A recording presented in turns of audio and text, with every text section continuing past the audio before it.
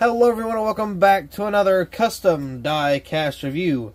Today we have a die cast that is in 1/24 scale as I continue to work on a lot of 1/24 projects for my possible wave coming up for Bottom Bag Diecast. If you don't know what that is my eBay page. It's kind of like how Lionel does their things, but instead of it being a company, it's just me doing a couple customs and throwing them out, just, you know, because I feel like doing some customs.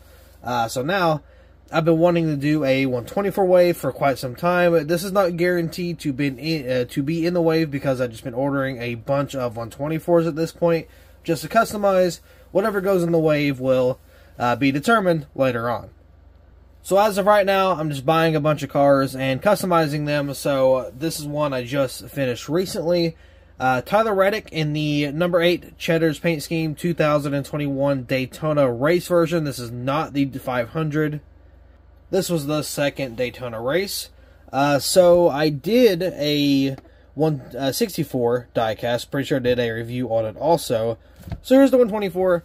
Not a whole lot more detail I could do, but I did try my best. The grass on the front is not my favorite. It's probably my least favorite part, to be honest, but it's really all I had. But we will be taking a look at that here in just a few moments. So, the hood is, of course, taped down from bare bond and tape and whatever. Doesn't open. Trunk doesn't open because, or deck lid doesn't open because it is a ARC. And one roof flap opens. Maybe one roof flap because the steering wheel is holding down the other one. So, not a lot of movable parts on this one. But, I mean, that's fine. I wanted to add the helmet on the roof, but that was kind of hard to do. I didn't really have anything to scale. I wish I had a 3D printer, and I would do some crazy stuff like that. But, I mean, I don't have the room for it. I don't really have a lot of ideas for it, and it's a lot of programming that I don't feel like messing with. So, we're just going to leave it be and go without the helmet for now. So, on to the hood here. We do have Cheddar's. It's hard to see. I don't even remember what the that hood says. Other than Cheddar's, of course, you know, you got some bare bond tape on there. Not even some, there's a lot. Got some of the racewear going on there. Reddick on the name banner up front, or on the top there. And then, of course, you got the little detail on the interior. Right here on the roof, got the roof number with the camera. Of course, one roof flap deploys. Cheddars.com, and then there's Reddick on the rear name banner back here. I did black out the DIN number because it's a custom, so there is no DIN number really. I'll take a look, or we will take a look at the steering wheel here in a little bit. Cheddar's Scratch Kitchen. Oh, that's what it says on the hood. Forgot about that. And then you got a bent up spoiler back here. It is a little bubbly because I did burn it. I'm not gonna lie.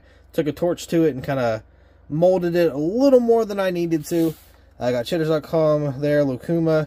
Got some scratches on the back in here because it is Daytona. Did a little bit of bumping on the his runs. Got the number 8 there. Over here, you got BetMGM there, Cat, Cheddars, KCMG, Pinnacle, Tyler Reddick, Lucas Oil. Let's see, you got Sherman Williams, Fast Track, I believe, Red Cap, Alsco Uniforms, Comedic, PTC. Got some racewear down the side of the car, and of course you got some racewear on the tire right here, along with some racewear going on to the back. Again, back to the front end, we got some more of that Barabon kind of showing up on the side there. NASCAR Cup Series, got all the croissants chilling there. NASCAR Race Car, blue Goodyear, got some more wear on the tire. Onto the front, again, it just looks like a bunch of veggies on the front end. I'm not a fan of it, but it's really all I had.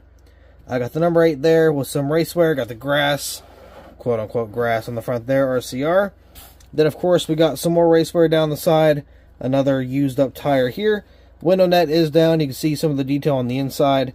A little bit of a, not really scratch mark, but it is a scuff mark on the wheel here.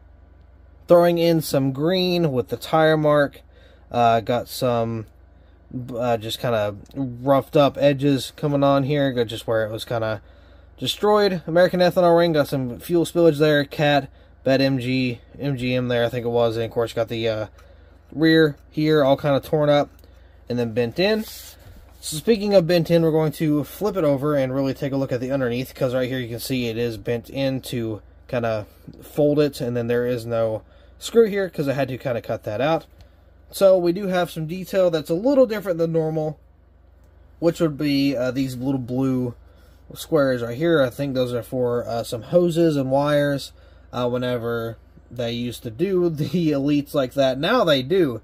They brought back the Elites, the, you know, legitimate Elites, for like 140 bucks. So, yeah, they'll squeeze one out of me, but that's probably the most they're ever going to get for those Elites from me anyway. Transmission, already painted. The exhaust here, already painted. Drive shaft here, I guess that's the drive shaft case or cover area there.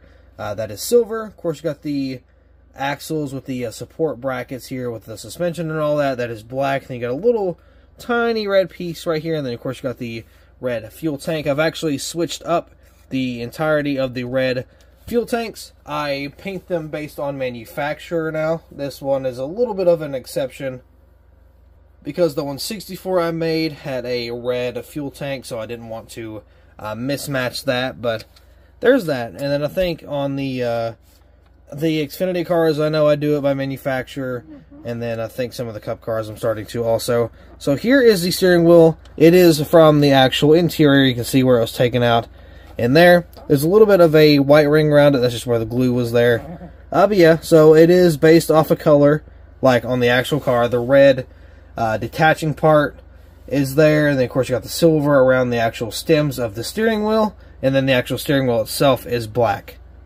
So this is one of the more fun ones I really like to do. If the grass on the front turned out a little better, I think this would be a much better looking project.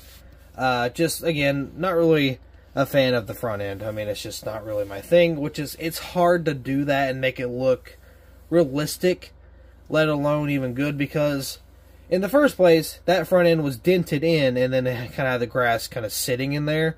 So it's harder to do with that, so it's kind of a little rough, so I just kind of put it on there and hope it worked. It did, but not as good as I would want to.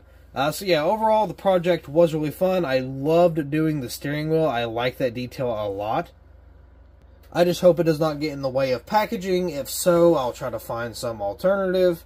That way we don't have to worry about it. But with that being said, I do believe that will be all for this custom diecast review. Thank you all so much for watching. I really hope you all enjoyed, and I will see you in the next video.